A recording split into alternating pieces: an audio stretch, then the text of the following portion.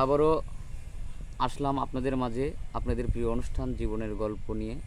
আমাদের ক্যামেরার সামনে দাঁড়িয়ে আছে এক অসহায় মেয়ে। তাকে কিছু প্রশ্ন করব এবং তার জীবনের গল্প শুনব। তো প্রথমে আসি, আসসালামু আলাইকুম আপু, কেমন আছেন? আসসালামু আলাইকুম। আপু, তোমার নাম কি? আমার নাম শারমিন। শারমিন, বাড়ি কোথায়? বাড়ি ফরিদপুর রাজবাড়ি। ফরিদপুর রাজবাড়ি।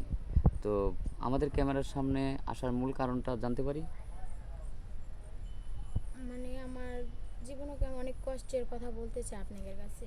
আচ্ছা, বলেন, সমস্যা নাই, বলেন। আমার ছোট থাকতে 1.5 বছর থেকে আমার বাবা মারা গেছে। আমার মা পড়ালেখা করাতে পারে না, কে অনেক কষ্ট করে মানুষ করছে। এমনকি আমার ভাই বড় হইয়া এখন বিয়ে করে নিজের মতন আলাদা খায়। আলাদা খায় মানে বউ নিয়ে এখন বউ নিয়ে আছে, আলাদা খায়। সে তার মতো করে চলে, দেখাশোনা করে না। দেখাশোনা করে না, মানে আমাকে সে তার মতো করে পরিচয় চলে, দেয় না।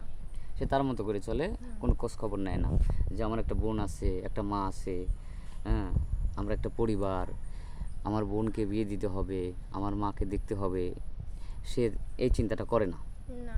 যার কারণে অনেক কষ্টে বা অনেক দুঃখে আমাদের ক্যামেরার সামনে আসছেন। জি। আচ্ছা, ঠিক আছে।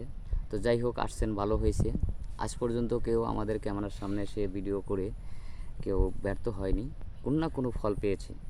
তো আমাদের ক্যামেরার সামনে আসার মূল কারণ কি? সাহায্য চাওয়ার জন্য না বিয়ে শাদী করার জন্য, কোনটা?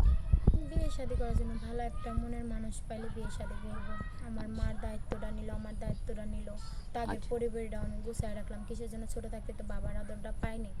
আচ্ছা এমনকি তার বাবাটা থাকলো, এমনকি বাবা বলে ডাকলাম, তার সেবা যত্ন করলাম, তার মা থাকলো, একটা ছোট বোন থাকলো, মানে ফ্যামিলির ভিতরে থাকতে চাই, এরকম থাকতে একটা চান, ফ্যামিলির দরকার। মানে আমার নিজের বাবা নাই? ফ্যামিলির ভিতরে আমি এরকম পাইনি। আচ্ছা আচ্ছা, এর জন্য একটা ফ্যামিলি চাই আমি। একটা ফ্যামিলি ভালো। চান, সুন্দর একটা ফ্যামিলি চান। তো যাই হোক, এখন বয়স কত আপনার? 20 না 22 হবে এরকম 20-22-এর আমার মধ্যে, আম্মু এটা জানে। আনুমানিক, হুম। মানে গ্রামের মেয়ে তো। যাই হোক, বয়সটা মানে ওইভাবে ইয়া করা হয়নি আর কি। কত সালে জন্মগ্রহণ করছেন এটা হয়তো আপনার মা বলতে পারেন, এটা আনুমানিক 20-22 বছর হলো।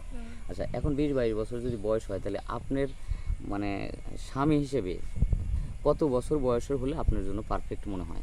হ্যাঁ, যদি বয়স্ক হয়, এমনকি অল্প বয়সও হয়, তাও আমি রাজি আছি। বেশি বয়স্ক হলেও চলবো, এরকম। কম বয়স হলে চলবো, সে এক মানে কথা। আমার দায়িত্ব যদি নিতে চায়, বয়সে কোনো ম্যাটার না, না। বয়স কোনো বিষয় না।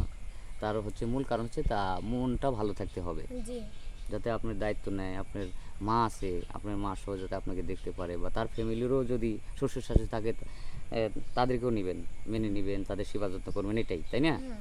ঠিক আছে, সুন্দর কথা, খুব ভালো লাগলো কথা শুনে। যাই হোক, আমাদের এই ভিডিওটা পাবলিক হচ্ছে, তো সেই ক্ষেত্রে যদি কোনো প্রবাসী ভাই বা দেশ বা বিদেশে অনেকেই তো এই ভিডিওটা দেখছে, যদি আপনার সাথে কেউ যোগাযোগ করতে চায় আপনাকে বিয়ে করার জন্য, তাহলে সেই ক্ষেত্রে কীভাবে পাবে? এমনকি আমার ফোনও নাই, সিমও নাই। এখন যোগাযোগ করতে হলে, বাইরে যদি যোগাযোগ করতে চায়, তাহলে আপনি গেলে আমাদের সাথে আপনাদের লগে যোগাযোগ করতে যোগাযোগ হবে। করতে হবে। তারপরে আপনারা যখন ফোন দিব, তখন সে আমার সাথে কথা আপনাকে পাবে। বলাই দিবেন। তো আমি এই যুগে আসলে ফোন নাই, এই কথা তো কেউ বিশ্বাস করবে না। এখন আমি এই বাইরে বলছি, ভাই 3 মুঠো ভাতই খাইতে পারি না, কাপড় চোপড় ভালো মতো কিনতে পারি না, ফোন কিনবো কি দিয়া?